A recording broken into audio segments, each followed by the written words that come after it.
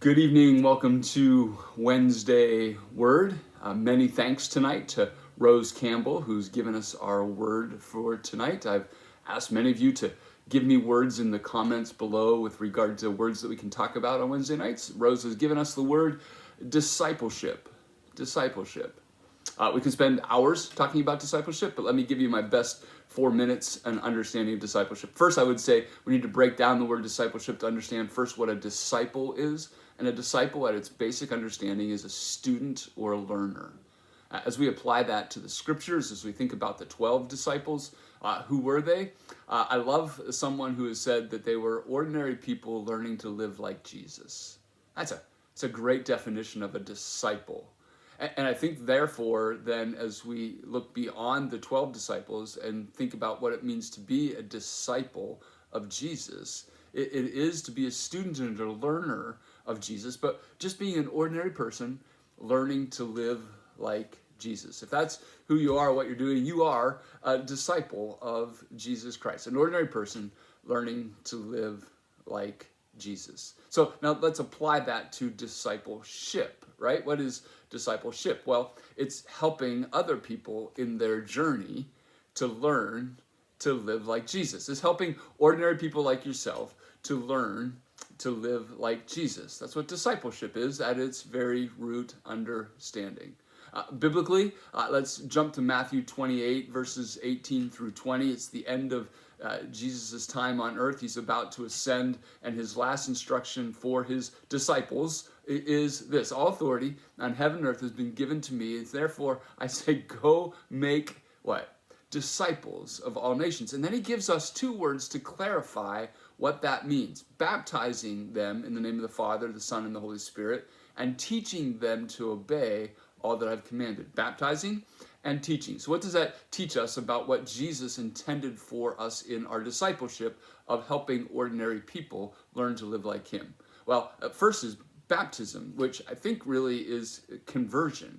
So our first process of discipleship is helping those who are yet to be believers in Jesus see the glory of Jesus and have them engage in what it means to have a life with Jesus.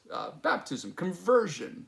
So discipleship doesn't happen once we become a Christian. It's happening well before we are a Christian. We're helping people to see Jesus in the way we live, in the way we speak, in the way that we do things. And so there is that. So baptizing them, getting them to a place of conversion, but then teaching them to obey all that he has commanded. It's helping them to see the life of Jesus that we might learn to live like Jesus. That's discipleship. I think it takes two directives, two things involved in that. First is our brains, right? There is a cognitive or a brain function of being a disciple. We learn, we read lots of books like the ones behind me, we read the Bible, and we understand what it is to live like Jesus lived. The Apostle Paul helps us, Peter helps us, even the Old Testament helps us in understanding that place. And so there is a brain function of learning in discipleship. But even more, there's a heart function in learning to live like Jesus. So we can learn all kinds of stuff. I don't think you can make disciples primarily or alone in the classroom with our brains. Our brains have to convey messages to our hearts that then change the way in which we live. And in living out life together, in journeying with people through life, we together learn to live like Jesus. So there's a brain part of that, but it's not brain alone. It's brain that transfers to heart in the way in which we live. That's discipleship. Helping others, ordinary people, learn to live like Jesus, both by their understanding as well as their practical lives and how they live it out. I would just take a minute to say that there's about 20 different venues at Covenant Church that we have at our disposal to be discipled, to learn to live like Jesus, whether that's a small group or a Bible study or some function for every age group here at Covenant Church.